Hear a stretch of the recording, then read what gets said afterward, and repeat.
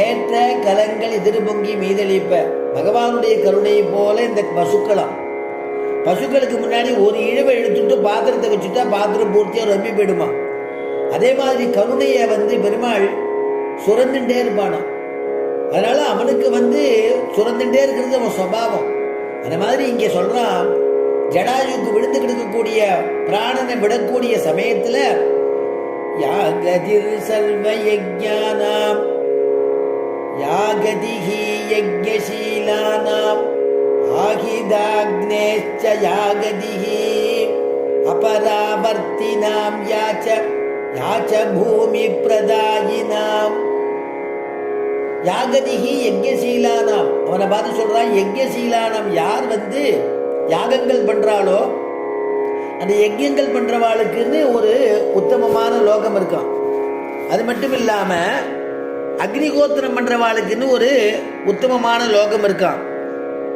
அப்புறம் அதுக்கு மேல சொல்லும் பொழுது சன்னியாசிகளுக்கு சாஸ்வதமான ஒரு பிரம்மலோகம் இருக்கான். அதுக்கெல்லாம் மூணுத்துக்கு சமமா எவனொத்தன் பூமி தானம் பண்றானோ அவனுக்கு ஒரு உத்தமமான லோகம் இருக்கான்.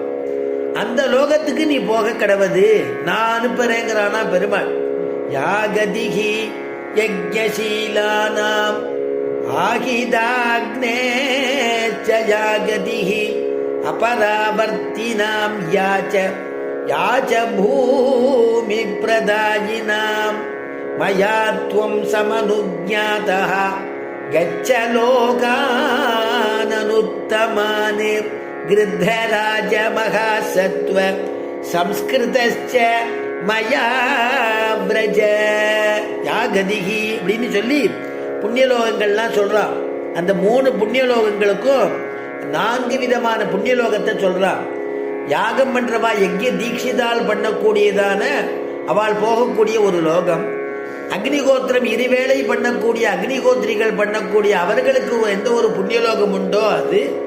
3வது சாதுக்கள், அதாவது சன்னியாசிகள் பிராணாயாமத்தினுடையதான தபஸினால சாஸ்வதமான பிரம்மலோகம் எது ஒன்று கிடைக்குமோ அந்த லோகம்.